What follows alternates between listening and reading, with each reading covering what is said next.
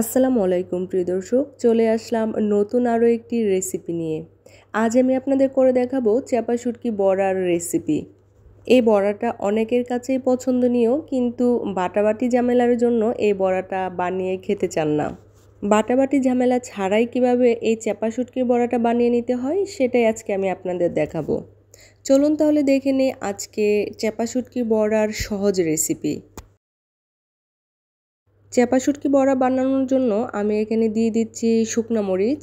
কে কতটুকু বড়া তৈরি করবেন সেটার উপর ডিপেন্ড করে এখানে শুকনা মরিচটা দিয়ে দিবেন। দিয়ে দিলাম পানিটা দেওয়ার পর মরিচটাকে ঢেকে দিয়ে ভালো করে সিদ্ধ করে নিচ্ছি। পানিটা শুকিয়ে গিয়েছে আর মরিচটাও সিদ্ধ হয়ে গিয়েছে। এবার মরিচটাকে একটা ব্লেন্ডারের জারের মধ্যে নিয়ে নিচ্ছি। প্রথমে আমি মরিচটাকে ব্লেন্ড করে নিচ্ছি।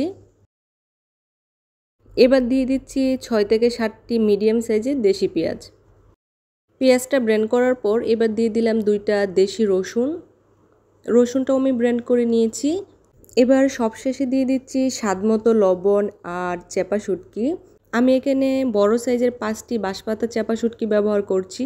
চাপা শুটকিটাকে ভালো করে পানি দিয়ে ধুয়ে তারপর দিয়ে দিলাম। আপনি চাইলে পুঁটি মাছের চাপা শুটকিটা দিয়েও এই বড়াটা বানিয়ে নিতে পারেন। সবগুলো উপকরণকে আবারও একবার ব্লেন্ড করে নিচ্ছি। আপনি চাইলে এখানে সামান্য একটু হলুদের গুঁড়া দিয়েও এটাকে ব্লেন্ড করে নিতে পারেন। আমার চাপা শুটকির বড়ার মিশ্রণটা একদম রেডি হয়ে গিয়েছে। এবার এগুলাকে একটা বাটিতে উঠিয়ে নিচ্ছি।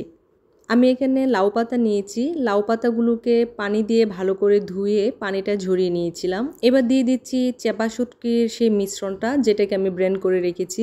অনেকেই এটা কচু পাতা বা কুমড়া পাতা দিয়ে বানিয়ে থাকে, তবে আমি মনে করি এটা লাউ পাতা দিয়ে বানিয়ে খেলে বেশি ভালো লাগে। চাপা শুটকির মিশ্রণটা দিয়ে আমি কিভাবে লাউ পাতাটাকে মুড়িয়ে নিচ্ছি সেটা দেখে অবশ্যই বুঝতে পারছেন। আমি সবগুলো লাউ পাতাকে একইভাবে মুড়িয়ে নিচ্ছি। মোড়ানো শেষ হয়ে যাওয়ার পর আমি সবগুলো বড়াকে একটা প্যানে নিয়ে নিলাম। চুলাটা অন করে দেওয়ার পর আমি বড়াগুলোকে একটু জাল করে নিচ্ছি। আমি এখনও কিন্তু এখানে কোনো তেল ব্যবহার করিনি। তেলটা একটু পরে দিচ্ছি যেন পাতাগুলো একটু নরম হয়ে আসে। এখন পাতাগুলা একটু নরম হয়ে এসেছে আর উপরে কিছুটা তেল দিয়ে দিচ্ছি। এবার চুলাটা মিডিয়াম হিটে রেখে ঢাকনা দিয়ে এটাকে ঢেকে দিচ্ছি 5 মিনিটের জন্য। ফিরে এসেছি ঠিক 5 মিনিট পর। পাতাগুলো কিন্তু অনেকটাই সিদ্ধ হয়ে গিয়েছে। এবার লাল করে ভেজে নেওয়ার পালা। যাদের কাছে এই ঝাল রেসিপি ভালো লাগে তারা চাইলে পাটা শিলে না পিষে ব্লেন্ডারে ব্লেন্ড করে তারপর এই বড়াটা বানিয়ে নিতে পারেন। এটা আমাদের কিশোরগঞ্জ নেত্রকোনা মানুষের কাছে অনেক পছন্দনীয় একটি খাবার। তো আমার বড়াগুলো ভাজা হয়ে গিয়েছে। এবার এটাকে আমি নামিয়ে নিচ্ছি। এর চাইতে বেশি কিন্তু কড়া করে ভাজা যাবে না, তাহলে কিন্তু লাউ পাতাটা খেতে তিতা লাগবে। তো তৈরি হয়ে গিয়েছে আমার চাপা শুটকি বড়ার সহজ রেসিপি। আশা করছি আজকের রেসিপিটি আপনাদের সবার কাছে ভালো লেগেছে। চাইলে কিন্তু আপনিও একদিন ট্রাই করে দেখতে পারেন, তাহলেই বুঝতে পারবেন যে এই বড়াটা কতটা মজার হয়ে থাকে।